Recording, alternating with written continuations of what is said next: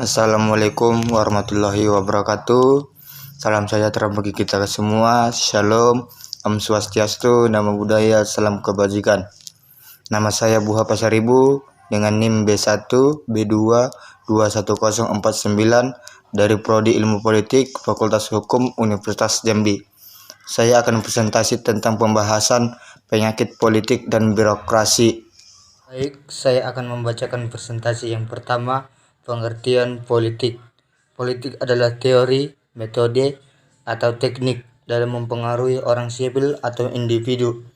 Politik juga merupakan tingkatan suatu kelompok atau individu yang membicarakan hal-hal yang terjadi dalam masyarakat atau negara. Politik pada dasarnya merupakan suatu fenomena yang sangat berkaitan dengan manusia, yang pada kodratnya selalu hidup berkembang serta selalu menyesuaikan keadaan sekitarnya. Pengertian politik secara etimologis dan menurut Kamus Besar Bahasa Indonesia. Pengertian politik perlu disimak dari sejarahnya. Secara etimologis, politik berasal dari bahasa Yunani, yaitu polis. Politik berarti kota yang berstatus dengan negara kota atau city state. Pengertian politik yang berkembang di Yunani saat itu dapat ditafsirkan sebagai suatu proses interaksi antara individu dengan individu lainnya demi mencapai kebaikan bersama. Menurut Kamus Besar Bahasa Indonesia atau KBBI, pengertian politik adalah pengetahuan mengenai ketatanegaraan atau kenegaraan, seperti tentang sistem pemerintahan, dasar pemerintahan.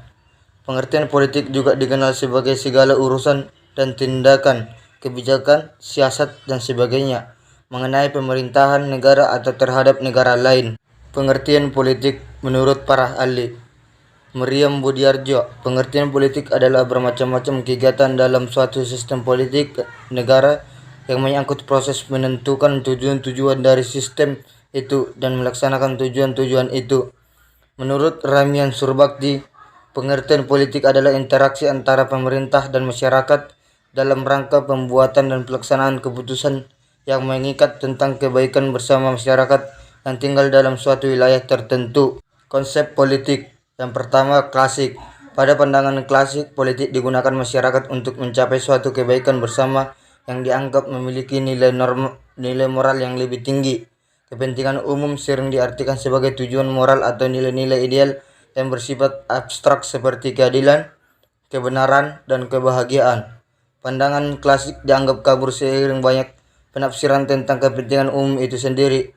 Kepentingan umum dapat diartikan pula sebagai general will of all atau kepentingan mayoritas. Yang kedua, kelembagaan. Menurut Max Weber, politik adalah segala sesuatu yang berkaitan dengan penyelenggaraan negara. Max Weber melihat negara dari sudut pandang yuridis formal yang statis. Negara dianggap memiliki hak monopoli kekuasaan fisik yang utama. Namun konsep ini hanya berlaku bagi negara modern, yaitu negara yang sudah ada diferensiasi dan spesialisasi peranan. Negara yang memiliki batas wilayah yang pasti dan penduduknya tidak nomaden. Yang ketiga, kekuasaan. Robson mengemukakan politik adalah kegiatan mencari dan mempertahankan kekuasaan ataupun menentang pelaksanaan kekuasaan. Kekuasaan sendiri adalah kemampuan seseorang untuk mempengaruhi orang lain, baik pikiran maupun perbuatan, agar orang tersebut berpikir dan bertindak sesuai dengan orang-orang yang mempengaruhi. Kelemahan dari konsep ini adalah tidak dapat dibedakan konsep beraspek politik dan yang non-politik, dan juga kekuasaan hanya salah satu konsep dalam ilmu politik. Masih ada konsep ideologi, legitimasi, dan konflik. Yang keempat, fungsionalisme. David Eston berpendapat bahwa politik adalah alokasi nilai-nilai secara otoritatif dan berdasarkan kewenangan dan mengikat suatu masyarakat. Sedangkan menurut Harold Laswell, politik merupakan what gets, when gets, dan how gets nilai. Dapat diketahui bahwa politik sebagai perumusan dan pelaksanaan kebijakan umum. Kelemahan dari konsep ini adalah ditempatkannya pemerintahan sebagai sarana dan wasit terhadap persaingan di antara pembagian kekuatan politik untuk mendapatkan nilai-nilai terbanyak dari kebijakan umum tanpa memperhatikan kebijakan pemerintahan itu sendiri. Yang terakhir, konflik. Pandangan konflik mendeskripsikan bahwa politik merupakan kegiatan untuk mempengaruhi perumusan dan kebijakan umum dalam rangka usaha untuk mempengaruhi mendapatkan dan mempertahankan nilai. Oleh karena itu, sering terjadi perdebatan dan pertentangan antara pihak yang memperjuangkan dan pihak yang mempertahankan nilai. Kelemahan konsep ini adalah tidak semua konflik berdimensi politik. Yang kedua, pengertian penyakit politik dan birokrasi. Penyakit politik adalah suatu hal negatif yang terjadi di dalam politisi. Pengertian penyakit politik adalah segala peristiwa yang kerap terjadi pada suatu lapisan masyarakat, baik masyarakat yang berpola kehidupan tradisional maupun modern. Gejala-gejala beraneka ragam mengikuti perkembangan zaman dari yang kecil sampai besar, yang singkat sampai berkepanjangan, baik dari hal yang lumrah terjadi sampai yang tidak. Pengertian birokrasi. Birokrasi adalah suatu organisasi pemerintahan yang terdiri dari sub-struktur yang memiliki hubungan satu dengan lain, yang memiliki fungsi, peran, dan kewenangan dalam melaksanakan pemerintahan dalam rangka mencapai satu visi misi, tujuan, dan program yang telah ditetapkan. 3. Contoh penyakit politik dan akibatnya. Penyakit dalam politik akan berdampak pada masyarakat, dan ada beberapa penyakit dalam politik di Indonesia, yaitu pertama, politik biaya tinggi. Akibatnya sirkulasi dan kaderisi untuk menjadi elit politik sulit. Akibat politik berbiaya tinggi ini menyebabkan lahirnya kader-kader yang akan korupsi. Yang kedua, kemunculan oligarki politik. Saat ini semakin menguatkan kemunculan oligarki politik. Para pemodal yang tidak memajukan diri muncul dengan menempatkan orang-orang kepercayaannya untuk menguasai partai politik yang ada. Yang ketiga, politik yang saling mengunci. Akibatnya satu pihak dengan pihak lain tidak dapat berbuat yang terbaik untuk kebangsaan. Yang keempat, politik involutif. Politik yang berputar-putar pada dirinya tanpa mengalami kemajuan. Dengan pilihan politik involutif ini, politik tidak mendatangkan kesejahteraan bagi masyarakat. Yang kelima, korupsi. Korupsi merupakan bagian dari permasalahan dan telah menjadi suatu kebiasaan. Bahkan seorang kepala daerah pun sudah korupsi, dan hal ini sudah sering terjadi di Indonesia. Angka 6, kekerabatan. Fenomena politik kekerabatan di Indonesia mengalami peningkatan. Kekerabatan merupakan salah satu sisi gelap demokrasi dan salah satu penyakit dalam politik di era reformasi Indonesia saat ini. Yang keempat, dampak dari penyakit politik. Yang pertama, dinamika sistem politik. Sistem politik adalah subsistem dari sistem sosial. Perspektif dan pendekatan sistem untuk melihat keseluruhan interaksi yang ada dalam suatu sistem, yakni suatu unit yang relatif terpisah dari lingkungannya dan memiliki hubungan yang relatif tetap. Yang kedua, perspektif hak asasi manusia, yang mana dampak oligarki dalam pilkada berpotensi mengesampingkan hak-hak warga negara, yang mana hak untuk berpartisipasi dalam penyelenggaraan urusan publik, hak memilih dan dipilih.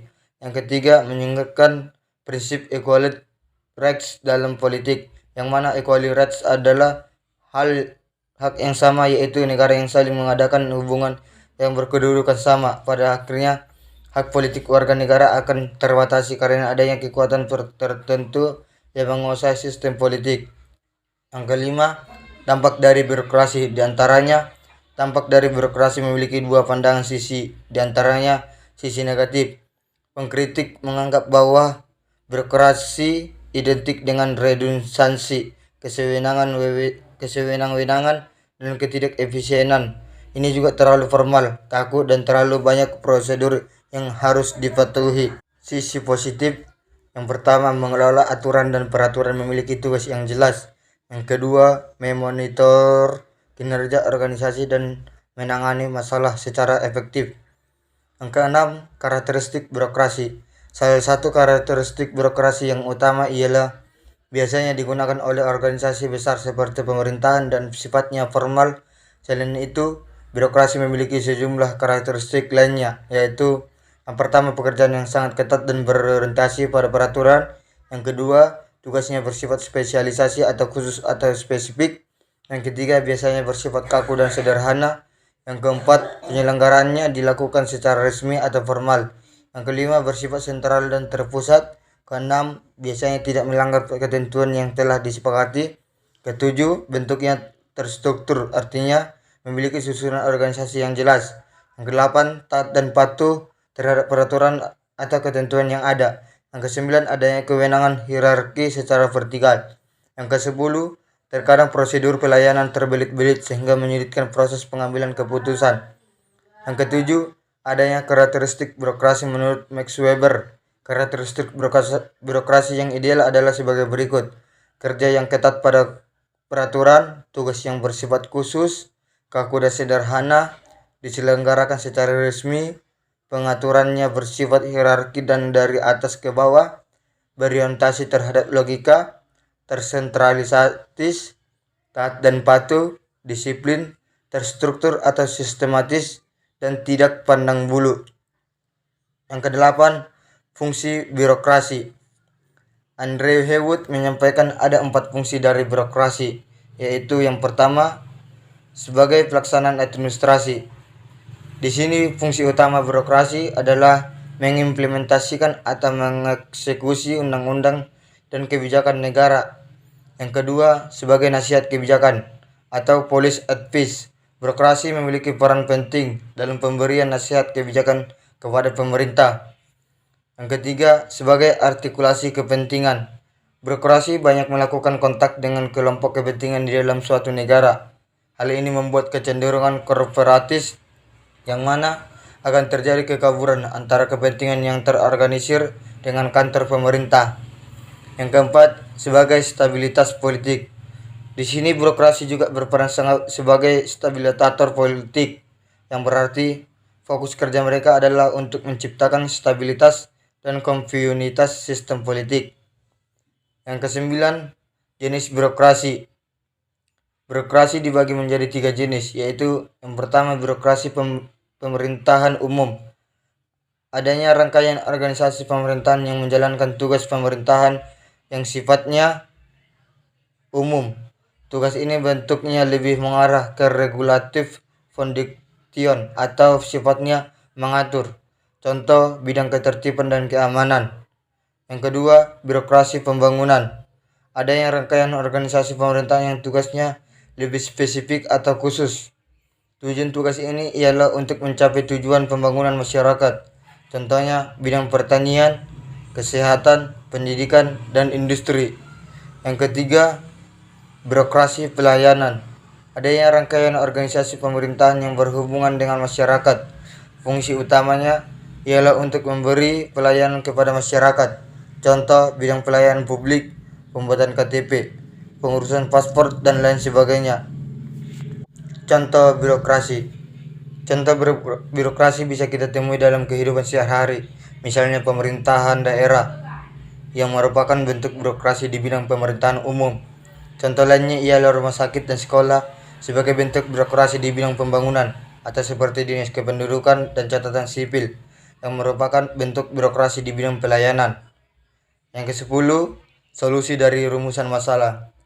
Di atas telah tertulis tentang rumusan masalah yang bertuliskan bagaimana solusi dari penanganan penyakit politik.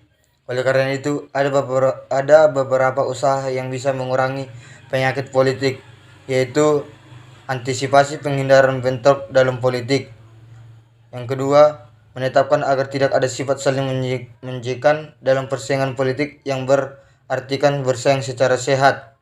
Yang ketiga, selalu menjaga kedamaian dalam anggota lingkup persaingan politik dan menciptakan perpolitikan yang profesional agar menghasilkan pemimpinan yang berkualitas dan layak, supaya tidak terjadi kesalahan penggunaan wewenang dan tanggung jawab atas apa yang terjadi hak dan kewajiban yang sesuai ketentuan yang diatur. Yang terakhir, menguatkan suatu pengawasan dalam kampanye agar tidak melayani kecurangan atau pemaksaan atas hak pilih warga negara, agar dapat dilihat pemimpin yang dipilih berdasarkan kualitas. Yang ke-11, menurut pandangan pemateri, akibat dari sirkulasi dan kaderisasi untuk menjadi elit politik sulit, dan akibat politik berbiaya tinggi ini menyebabkan lahirnya kader-kader yang akan korupsi. Saat ini semakin menguatnya kemunculan oligarki politik. Para pemodal yang tidak memajukan diri muncul dengan menempatkan orang-orang kepercayaannya untuk menguasai partai politik yang ada. Akibatnya, mereka menguasai arah politik ke depan. Akibatnya satu pihak dengan pihak lain tidak dapat berbuat yang terbaik untuk kebaikan bangsa. Yang ke-12, kesimpulan. Birokrasi adalah sistem kerja yang sangat rasional dan menata dirinya.